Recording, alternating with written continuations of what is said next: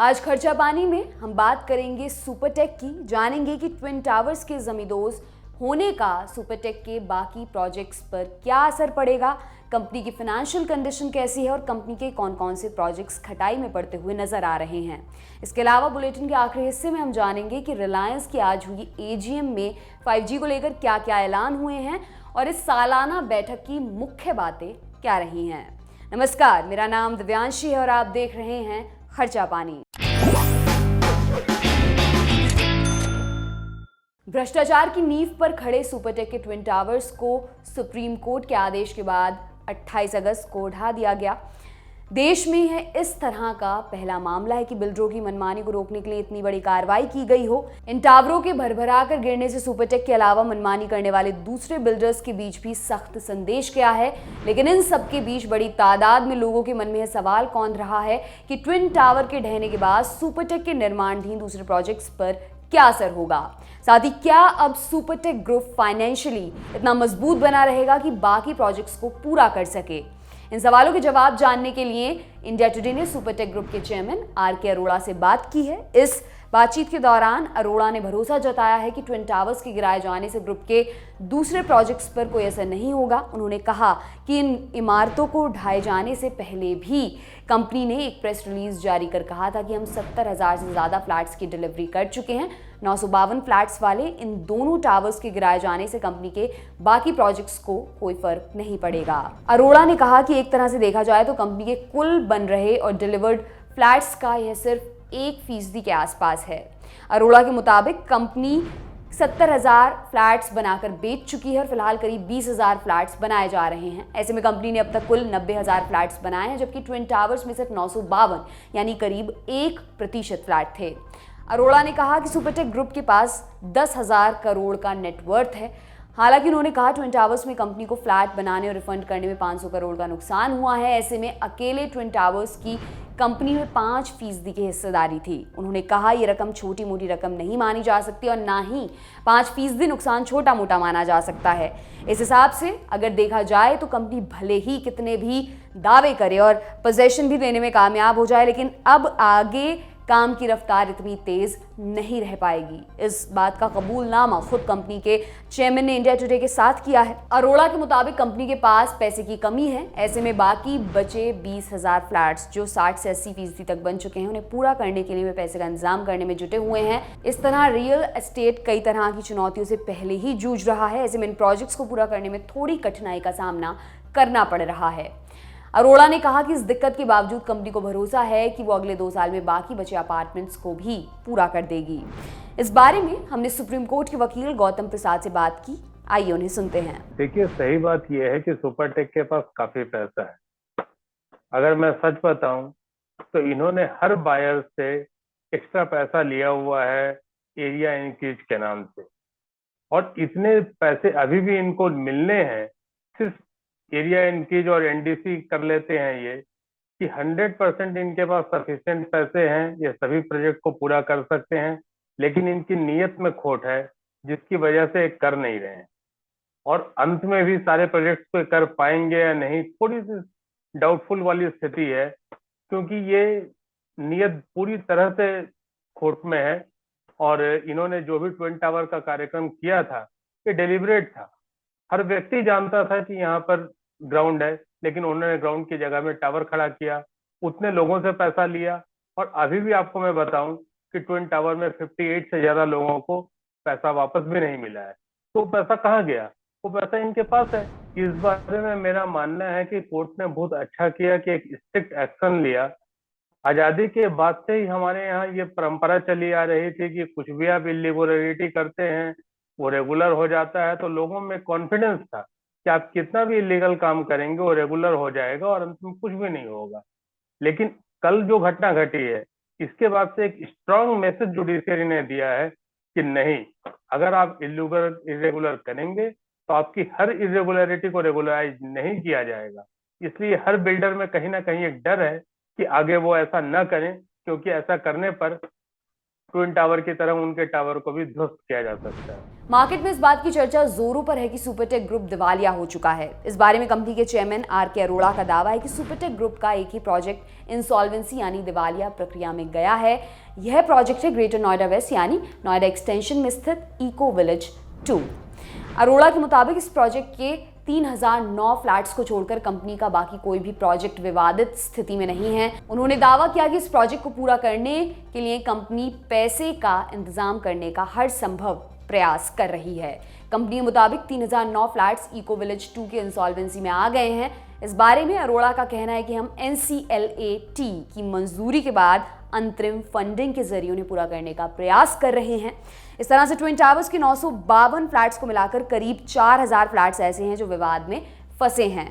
इन सभी को देखा जाए तो करीब 4.5% हिस्सा कंपनी का विवादित है। वहीं ट्विन टावर्स के बायर्स को रिफंड मिलने के बाद 952 फ्लैट्स को विवाद से हटा दिया जाए, फिर भी 3% फ्लैट्स विवादों की सूची में होंगे। लेकिन 2% से बढ़कर 3% होने के मायने हैं कि कंपनी के लिए अपने किए गए वादे को पूरा करना आसान नहीं होगा। सुपरटेक इको विलेज 2 में फ्लैट बुक कराने वाले ग्राहक ने अपना नाम न सार्वजनिक किए जाने की शर्त पर दी ललन टॉप को बताया, मैंने मार्च 2013 में सुपरटेक इको विलेज 2 में एक घर लिया था। बिल्डर ने इस फ्लैट का पोजेशन दिसंबर 2015 में देने का वादा किया था, लेकिन तय अवधि के भीतर बिल्डर अपने वादे को पूरा नहीं कर पाया। तब मैंने बिल्डर से कई बार इसको लेकर शिकायत की। इसके बाद भी बिल्डर वादे पर वादा करता रहा। यह सिलसिला अब तक जारी है। इस बीच बिल्डर ने ज़रूर कहा कि जो भी देरी हो रही है उसकी भरपाई हमारी तरफ से की जाएगी। इसी साल मई में सुपरटेक की तरफ से फिर एक मेल आया था जिसमें लिखा था कि कुछ प्री पोजेशन फॉर्मेलिटीज पूरी करनी है। इस दौरान फ्लैट की बकाया राशि के साथ साथ और अलग से पैसे की मांग की गई थी, जिसके बारे में डिमांड लेटर में पहले कोई जिक्र नहीं किया गया था। प्री पोजेशन के नाम पर हमसे labour welfare, extra construction charges, जिसमें स्टील और सीमेंट की बढ़ती कीमतों का हवाला देकर अलग से पैसों की मांग की गई थी, जिसे मैंने देने से मना कर दिया। तब से लेकर अभी तक बिल्डर की तरफ से हमें सिर्फ आश्वासन ही मिला। कुछ दिन पहले हमें पता चला कि सुपरटेक ने खुद को दिवालिया घोषित करने के लिए आवेदन कर रखा और अब NCLAT आगे की कार्रवाई करेगी। आपको बता दें कि कंपनी के नोएडा में Romano, eco village, Spira, North Eye, golf country, Supernova समेत कई प्रोजेक्ट्स निर्माणाधीन हैं। इसके अलावा अन्य शहरों में भी योजनाएं चल रही हैं। नोएडा और ग्रेटर नोएडा के अलावा समूह के यमुना एक्सप्रेसवे, गाजियाबाद, गुरुग्राम, मेरठ, रुद्रपुर और मुरादाबाद में भी प्रोजेक्ट्स पर काम जारी है। ऐसे में अगर सुपरटेक ग्रुप किसी तरह की मुसीबत में फंसा तो फ्लैट खरीदने वालों की मुश्किलें बढ़ सकती हैं। ये तो हुई सुपरटेक की कहानी, लेकिन अगर कोई बिल्डर मनमानी करे तो ग्राहकों को क्या करना चाहिए ये भी जान लेते हैं। बिल्डर्स की मनमानी पर रोक लगाने और घर खरीदारों के अधिकारों को सुरक्षित रखने के लिए 2016 में रियल एस्टेट विनियमन और विकास अधिनियम बनाया गया था। घर के अलॉटमेंट में देरी हो या अलॉटमेंट कैंसिल करने पर बिल्डर बुकिंग की रकम ना लौटा रहा हो, इन सब तरह की शिकायतों के लिए घर खरीदार रेरा के पास जा सकता है। रेरा एक्ट के तहत इन शिकायतों का निपटारा होता है। ये प्राधिकरण फ्लैट, बिल्डिंग्स और रियल एस्टेट से जुड़ी रेगुलेटरी बॉडी की तरह काम करता है। रेरा के जरिए न सिर्फ किसी भी रेजिडेंशियल प्रोजेक्ट से जुड़ी सही जानकारी हासिल कर सकते हैं, बल्कि बिल्डर की तरफ से किसी कमी को लेकर शिकायत भी कर सकते हैं। रेरा के अलावा ग्राहक किसी भी शिकायत के लिए कंज्यूमर फोरम का रुख कर सकते हैं, लेकिन घर खरीदारों के लिए रेरा ज़्यादा तेजी से कार्रवाई करता है। हर राज्य के लिए अलग रेरा है। इस बारे में भी हमने एक्सपर्ट की राय जानी, आइए उन्हें सुनते हैं। मेरे ख्याल से आर के अरोड़ा जी ने बिल्कुल गलत बताया है। गलत इसलिए बताया है कि कभी भी कोई एक प्रोजेक्ट इंसॉल्वेंसी में नहीं होता है, बल्कि आज ही NCLAT में मैटर लगा हुआ है डिसाइड होने के लिए और क्लेरिफिकेशन आना है कि क्या पूरा सुपरटेक इंसॉल्वेंसी में है या सिर्फ एक प्रोजेक्ट। आज की डेट में स्थिति यह है कि इको विलेज 2 को इंसॉल्वेंसी के अंदर लिया गया है। बाकी प्रोजेक्ट्स को कहा गया है कि they are going concern but under supervision of IRP। So legally entire Supertech is under insolvency. और उस स्थिति में क्या हो रहा है कि जब इंसॉल्वेंसी है तो बाकी प्रोजेक्ट के जो बायर्स हैं वो ना तो NCDRC जा पा रहे हैं, ना रेरा जा पा रहे हैं, वो कहीं नहीं जा पा रहे। आज NCLAT में एक क्लैरिफिकेशन आ जाएगा, फिर हमें बता सकते हैं कि क्या वो मोनिटोरियम में है या नहीं। बिल्डर्स की मनमानी को रोकना एक हद तक हम कंज्यूमर्स के हाथ में भी, हम कंज्यूमर्स के हाथ में वो इस तरह से है कि ज्यादातर केसेस में कंज्यूमर्स का ये मानना होता है कि जुडिशियरी में डिले होता है, डिले इनजस्टिस, नो जस्टिस, ऐसा मानते हुए वो जुडिशियरी के पास जाते ही नहीं। और मैं आपको एक बात बताऊं कि बच्चे को माँ दूध तभी पिलाती है जब बच्चा रोता है। उसी प्रकार जुडिशियरी है या कोई भी अथॉरिटी है, जैसे अब रेरा है, तो वो तभी एक्शन में आएगी जब आप उसे अप्रोच करें। हमारे मन में एक भावना जो बन गई है डिले वाली, जिसकी वजह से हम नहीं जाते हैं, नहीं अप्रोच करते हैं, उस वजह से थोड़ी समस्याएं हैं। अगर परसेंटेज हमारी बढ़ती है, ज्यादा से ज्यादा कंज्यूमर कोर्ट में जाते हैं या रेरा को अप्रोच करते हैं, तो बिल्डर्स में एक डर का माहौल होगा और सारी चीजें ठीक होगी। जैसे सुपरटेक के ही एग्जाम्पल में क्या था कि इको विलेज 1, 2 और 3 मिलाकर लगभग 15,000 फ्लैट थे। इन 15,000 फ्लैट्स में सिर्फ 350 के आसपास लोगों ने कोर्ट को रुख देखा। बाकी लोग एक्स्ट्रा अमाउंट देते गए और फ्लैट लेते गए। कई लोगों ने एक्स्ट्रा अमाउंट दिया है, फ्लैट नहीं मिला है।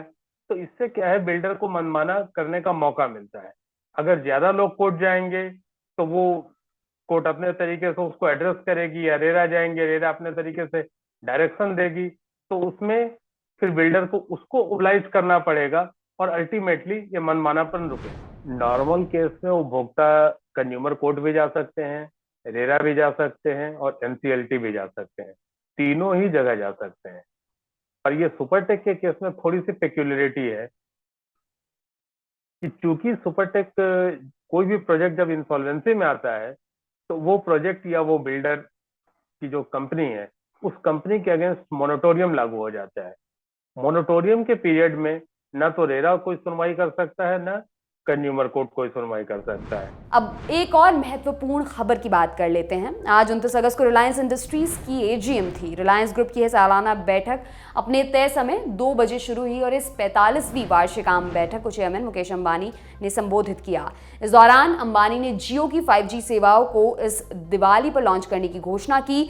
पहले चरण में बड़े शहरों जैसे दिल्ली, मुंबई, चेन्नई, कोलकाता में यह सुविधा मिलेगी, जबकि दिसंबर 2023 तक देश भर में 5G सेवाएं शुरू हो जाएंगी। आज की बैठक में मुकेश अंबानी ने एक तरह से अपने कारोबार का जिम्मा धीरे धीरे नई पीढ़ी को सौंपने के संकेत भी दे दिए हैं। उन्होंने एजीएम में कहा कि वो कारोबार के अलग अलग सेगमेंट्स में अपने बेटों और बेटी मसलन आकाश, ईशा और अनंत अंबानी को बड़ी जिम्मेदारियां सौंप रहे हैं। इसी के तहत आकाश अंबानी को रिलायंस जियो की जिम्मेदारी दी गई है। ईशा अंबानी को रिलायंस रिटेल के कारोबार की जिम्मेदारी दी जा रही है। वहीं अनंत अंबानी को न्यू एनर्जी बिजनेस में शामिल किया जा रहा है। मुकेश अंबानी ने कहा, हम दुनिया भर में न्यू एनर्जी बिजनेस मॉडल फैलाने की योजना पर काम कर रहे हैं। इस बैठक में ईशा अंबानी ने कहा कि रिलायंस रिटेल के फिजिकल और डिजिटल प्लेटफॉर्म पर 20 करोड़ से ज्यादा रजिस्टर्ड ग्राहकों को सेवाएं दी गई हैं, जो यूके, फ्रांस और इटली की सामूहिक आबादी के बराबर की संख्या है। ये एक बड़ा माइलस्टोन है और कंपनी की ग्रोथ स्टोरी को पुख्ता करता है। ईशा अंबानी ने यह भी कहा कि रिलायंस कंज्यूमर इलेक्ट्रॉनिक्स के देश के 7,000 शहरों में 8,700 स्टोर होने जा रहे हैं। ईशा ने कहा कि रिलायंस रिटेल के डिजिटल कॉमर्स प्लेटफॉर्म पर हर दिन लगभग 6 लाख ऑर्डर दिए जा रहे हैं। इसमें भी पिछले साल के मुकाबले 2.5 गुना ज़्यादा ग्रोथ है। रिलायंस रिटेल ने 2 लाख करोड़ रुपए के टर्नओवर का शानदार रिकॉर्ड प्राप्त किया है। रिलायंस रिटेल इस समय एशिया के टॉप 10 रिटेलर्स में से एक है। रिलायंस रिटेल की डायरेक्टर ईशा अंबानी ने इसके लिए बड़ा ऐलान करते हुए कहा कि इस साल नया FMCG कारोबार लॉन्च किया जाएगा। उन्होंने कहा कि व्हाट्सएप और जियो मार्ट के बीच नया करार किया गया है। इसके तहत जियो मार्ट के लिए व्हाट्सएप पे की सुविधा मिल सकती है। तो दोस्तों, ये था आज का खर्चा पानी। ये बुलेटिन आपके लिए लिखा था हमारे साथी प्रदीप यादव ने। आप अपनी राय या कमेंट बॉक्स में ज़रूर दें। अगले एपिसोड तक अपना खूब ख्याल रखें। शुक्रिया। लल्लन टॉप का सबसे ठस, ठेठ और ठसकदार बेबी आ गया है लल्लन टॉप का पॉडकास्ट, जिसका नाम है बाजा, और ये बजेगा सिर्फ लल्लन टॉप ऐप पर।